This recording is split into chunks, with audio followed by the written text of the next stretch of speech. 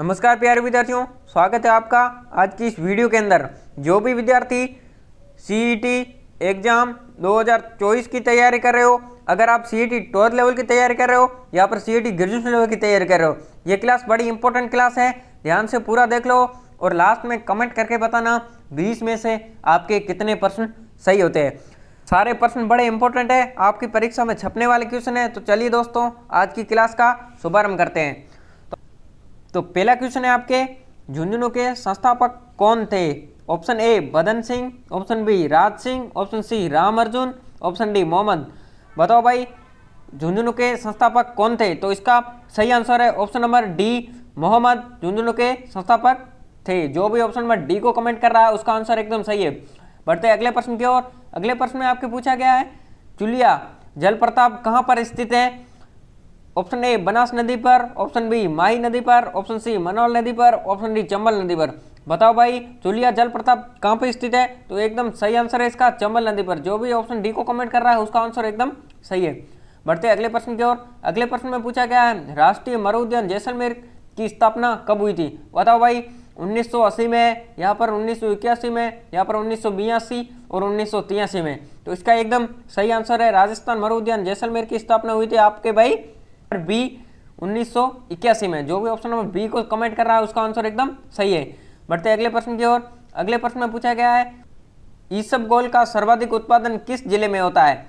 उदयपुर में, जालोर में, राजसमंद में, या पर ऑप्शन नंबर डी नागौर में। तो इसका एकदम सही आंसर है, ईसबगोल का सर्वाधिक उत्पादन ऑप्शन नंबर डी नागौर में होता है। जो भी ऑप्शन नंबर डी को कमेंट कर रहा है उसका आंसर एकदम सही है। अगला प्रश्न, राष्ट्रीय ऊंट अनुसंधान केंद्र कहाँ पर स्थित है? अविटिका नगर टोंक में, पथमेड़ा जालोर में, यहाँ पर बस्सी जयपुर में, यहाँ पर जोड़बीड़ बीकानेर में। तो इसका सही आंसर है आपके एकदम option number D, Jorbeer Bikaner में ऊंट अनुसंधान केंद्र उपस्थित है। बढ़ते अगले प्रश्न की ओर।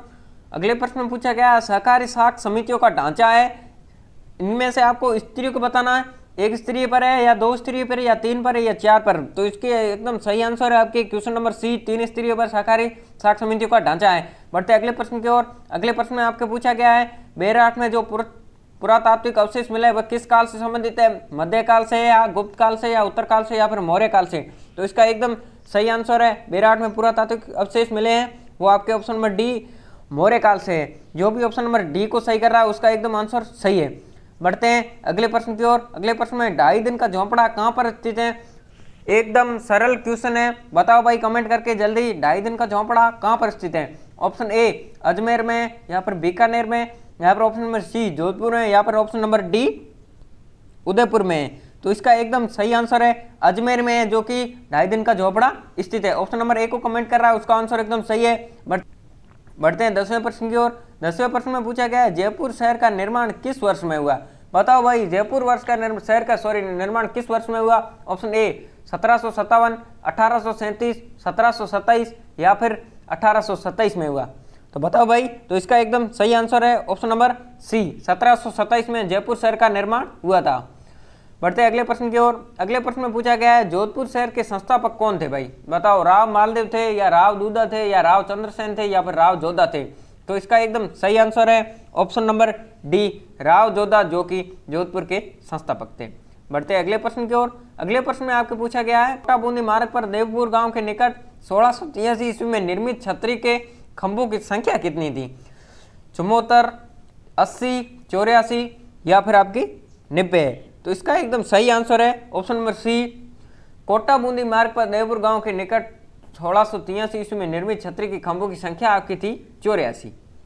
जो भी कमेंट नंबर सी को सही कर रहा है उसका आंसर एकदम सही है।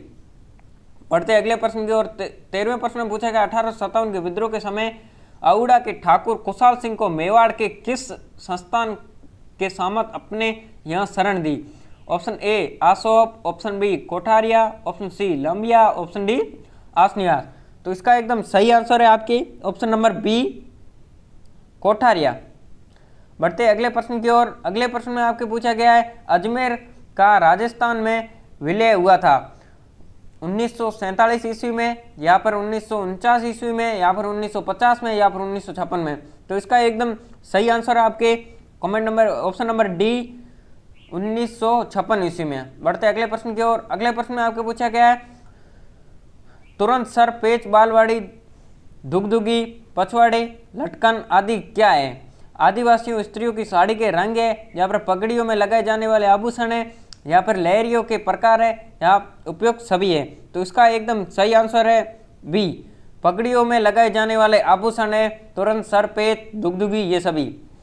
बढ़ते अगले प्रश्न की ओर। अगले प्रश्न में पूछा गया किस संप्रदाय को जयपुर के शासक स्वाई जय सिंह का संरक्षण प्रताप प्राप्त था? ऑप्शन ए राम सनेही संप्रदाय, ऑप्शन डी दादू संप्रदाय, ऑप्शन सी लालदासी संप्रदाय, ऑप्शन डी रामानंद संप्रदाय।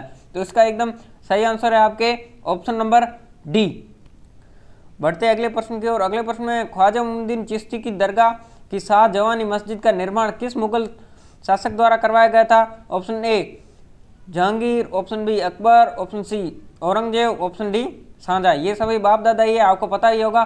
इसका सही आंसर देना है, जल्दी से कमेंट करके मेरे को बताओ इसका सही आंसर क्या है। तो इसका सही आंसर है ऑप्शन नंबर डी, शाहजहां द्वारा ख्वाजा मोइनुद्दीन चिश्ती की दरगाह का जवानी मस्जिद का निर्माण करवाया था। बढ़ते हैं लास्ट प्रश्न की ओर। लास्ट प्रश्न में पूछा गया भील पुरुष अपने बालों को ढकने के लिए सर पर जो पहनते हैं उसे क्या कहते हैं?